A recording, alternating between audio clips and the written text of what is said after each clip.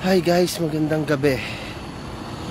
Andito ako ngayon sa Philippine Arena. Nagja-jogging. Alam nyo, hindi ko gagawin to kung di pa tumaas ang aking sugar. Last 2023, mga 2023, nagpa-laboratory ako. Ang sugar ko 146. Hindi ko pinansin, mababa pa ako yan. Okay lang ako. Nasa boundary lang. Tapos nitong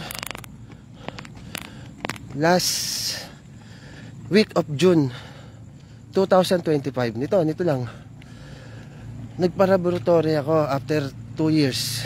Yan, 2023 una, tapos nitong huli 2025. After 2 years nga, nagpa-laboratory. Ang sugar ko na doble, 246.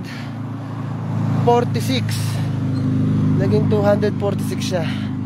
Tumaas cholesterol ko rin. Sabi ko sarili ko, puchat, di na ako biro to. Hindi biro gato kasi marami ako nakikitang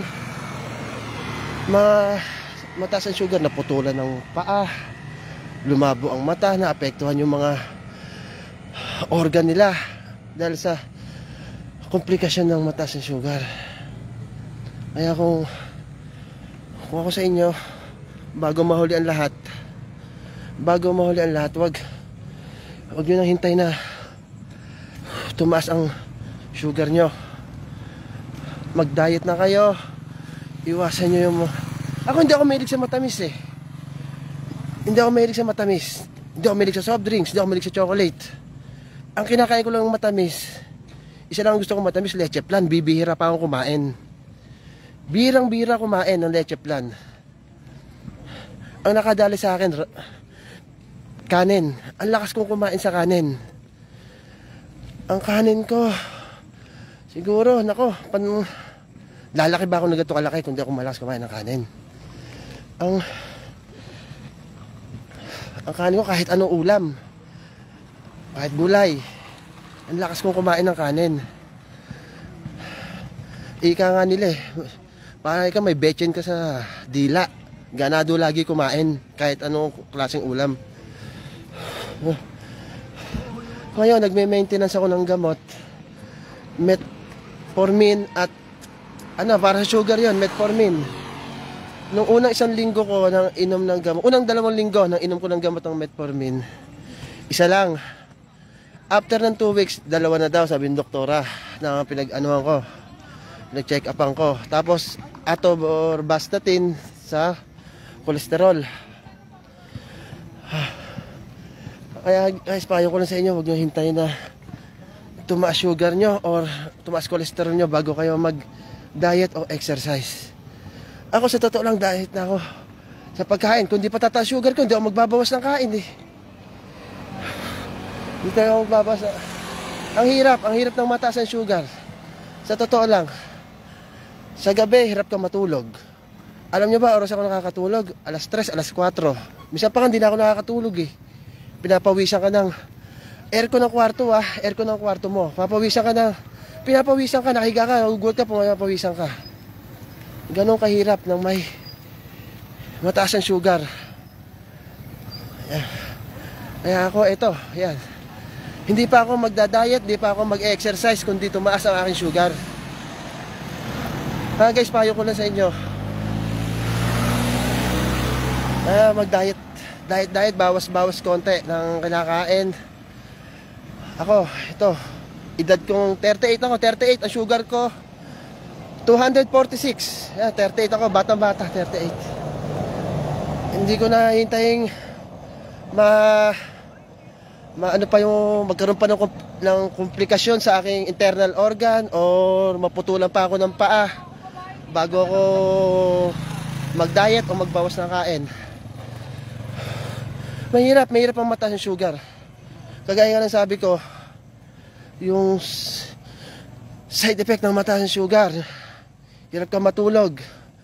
Gabi, minsan alas 3 na, alas 4, o minsan di pa ako nakakatulog, pinapawisan ka. At kakakain mo lang, maya maya gutom ka na naman, hindi ka nakakaramdam ng busog. At yun, at hanggang lagi kang gutom. At lagi kang uhaw. Wala kang ginagawa, uhaw ka. Sa totoo na yun. Ang kinakain ko ngayon, ang pinakaano ko, siguro nagra-rice ako konting-konti na. Isang beses na sa isang araw, minsan hindi na. Lettuce, saging na saba. Tapos ang pinakatinapay ko, hindi ako kumakain ng tinapay ng mga islas. Ang pinakain ko, yung parang tinapay ng tinapay ba ng Bumba yon, yung walang pampaalsa, yung pita bread. Yun ang pinakatinapay ko, pita bread. Kaya kung ako sa inyo guys, huwag nyo nang hintayin na tumaas ang sugar nyo or cholesterol bago pa kayo maging ganito. Gaya ginagawa ko, hindi pa ako mag-exercise talaga kung hindi pa tumaas sugar ko. Yeah. Sugar ko ngayon 246 sa edad kong 38 years old. Biruin nyo, 246 yan. Saka ang gamot, ang mahal ng gamot, Metformin, yan iniinom ko araw-araw 2. Tapos pampababa ng kolesterol, atorvastatin. Tapos bago matulog, yung sa high blood naman, Amlyt. Hirap-hirap naman yung mga nararamdaman sa katawan na ganito. Bago nyo pa baguhin ang yung lifestyle. Kaya guys ako, tingnan nyo, kung di pa tumaas sugar ko talaga, hindi ko pa babaguhin lifestyle ko. Sa totoo lang. Hindi ko pa gagawin tong ganitong exercise. Dito ako sa Philippine Arena, mag-walking. Yan, Philippine Arena to. Madami namang nagja-jogging dito, maraming kasabayan. Ang bukas ng Philippine Arena, 5 AM hanggang 10 PM. Ako sa gabi ako nagja-jogging, sinisimulan ko alas 7 hanggang siguro pinakamatagal ko 2 oras hanggang 3 oras na sagad.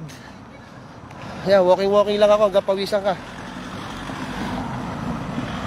Yan, sinare ko lang sa inyo yung aking sitwasyon na ganon. Nagulat ako, yung sugar ko ang taas, 246. Mga 2023 146 lang, di ko pinsan. After nitong mga 2025, nagpalabotohan ako, nadoble taas yung sugar ko. Yan. Kaya kung ako sa inyo, bago yung lifestyle nyo, huwag nyo na hintayin mahuli lahat. Baguhin nyo na hanggat maaari. Bawas-bawas konti ng mga, tama sabi nila, kung ano ang sobra, masama sa katawan.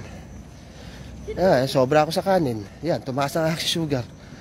Hindi ako mahilig sa matamis, hindi ako mahilig sa soft drinks, hindi ako mahilig sa chocolate. Yun lang.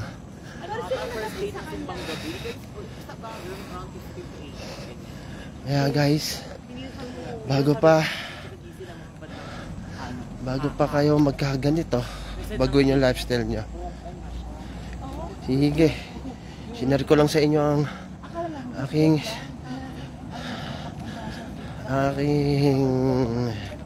experience, ang aking